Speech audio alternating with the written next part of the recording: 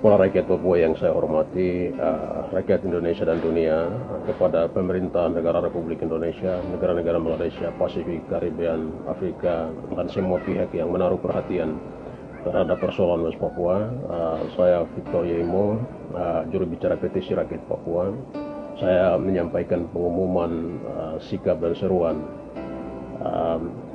petisi rakyat Papua dalam manifestasi sikap dari rakyat Papua yang ada di dalam negeri dan di luar negeri terhadap penolakan keberadaan dan keberlanjutan otonomi khusus di Papua Barat. Kami mengumumkan hari ini bahwa sejak peluncuran penggalangan petisi 4 Juli 2020 lalu, sudah 102 organisasi rakyat sipil di dalam maupun di luar yang tergabung untuk mendukung rakyat Papua menolak otonomi khusus di Papua Barat. Hingga hari ini sudah sebanyak 520.261 suara petisi bangsa West Papua dinyatakan dengan sidik jari untuk tahap 1. Komponen adat, agama, perempuan, akademisi, serta solidaritas pendukung rakyat Indonesia, rakyat Timur Leste, Papua Nugini menyatakan otonomi khusus diberhentikan dan segera memberi hak penentuan sendiri bagi bangsa Papua.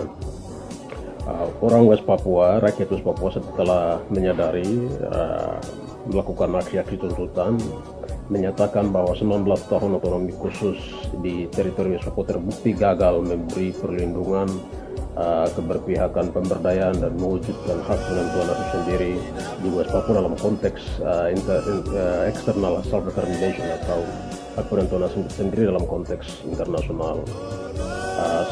Rakyat West Papua terus melakukan perjuangan menuntut penentuan nasib sendiri. Semakin mengkristal, rakyat menuntut kemerdekaan politik. Lalu Indonesia dengan praktek kolonialisme tidak terbendung, ekspansi modal, eksploitasi besar-besaran, pendudukan militer terus melahirkan kejahatan kemanusiaan dan lingkungan besar-besaran di Papua. Selain itu, Indonesia meresponi aksi-aksi rakyat Papua, aksi penolakan, aksi perjuangan rakyat Papua dengan mengambil sikap menghindar merekayasa situasi serta memaksa pendekatan hukum, keamanan, dan pembangunan yang sudah terbukti gagal dilaksanakan selama pendudukannya di West Papua.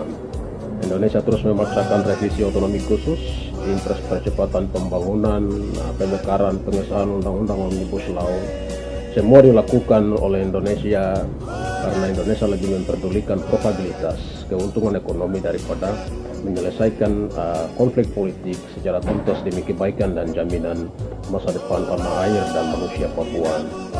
Indonesia yang lebih memperdulikan eksploitasi sumber daya alam di Papua hari ini benar-benar mengontrol kedua administrasi pemerintahan otonomi khusus di West Papua, Provinsi Papua dan Papua Barat, dikendalikan oleh Badan Intelijen Negara TNI dan Polri, membuat elit-elit birokrat di Papua tersandra, hanya tunduk di bawah kehendak Jakarta untuk suksesi kepentingan ekonomi politiknya. Sementara kita lihat hari ini rakyat Papua terpinggir, tergusur, miskin, terdiskriminasi benar-benar, mengalami banjir kematian di mana-mana. Tapi untuk menutupi semua kejahatan di Papua, Indonesia hari ini terus melancarkan propaganda melalui akun-akun propaganda di media sosial, juga mengatur konflik horizontal melalui kelompok-kelompok milisi buatan TNI dan Polri. Sementara kita lihat sendiri hari ini ada perampasan tanah, penggusuran, ada deforestasi terus meningkat, puluhan hingga ratusan korporasi menguasai jutaan hektar lahan-lahan. Data-data di pusaka Greenpeace, Forest Watch Indonesia menunjukkan hari ini bahwa ribuan hektar hutan Papua habis setiap tahun. Jutaan hektar dikuasai perusahaan sawit, pertambangan, pembelakan kayu. Perusahaan-perusahaan ini menguasai puluhan juta hektar tanah-tanah adat Papua hari ini. Undang-undang Minerba dan Omnibus Law yang baru diterbitkan itu justru akan memberi kemudahan jaminan bagi eksploitasi besar-besaran di teritori West Papua.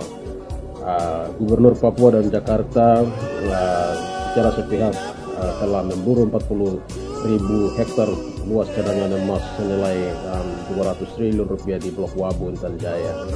Ekspansi modal besar-besaran di West Papua ini menunjukkan bahwa Indonesia dan elit berbisnis lokal di Papua lebih memperdulikan ekonomi daripada menyelesaikan konflik West Papua secara damai. Situasi ini menunjukkan kepada kita semua bahwa orang Papua tidak memiliki masa depan yang baik di dalam Indonesia. Indonesia tidak memiliki niat baik untuk menyelesaikan konflik West Papua secara damai dan bermartabat.